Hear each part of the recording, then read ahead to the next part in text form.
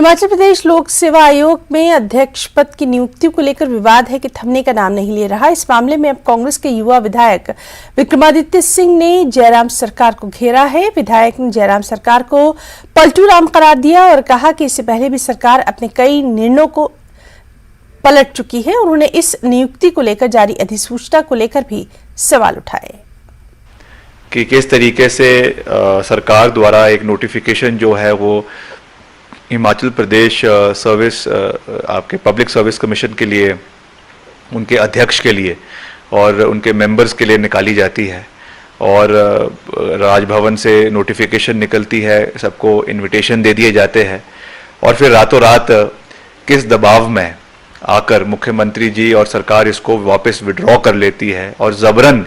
जिन सदस्य को इसमें अध्यक्ष बनाना था उनको लिखा जाता है, बोला जाता है कि आप अपना नॉन कंसेंट की चिट्ठी जो है वो सरकार को दें। तो ये बहुत दुर्भाग्यपूर्ण है।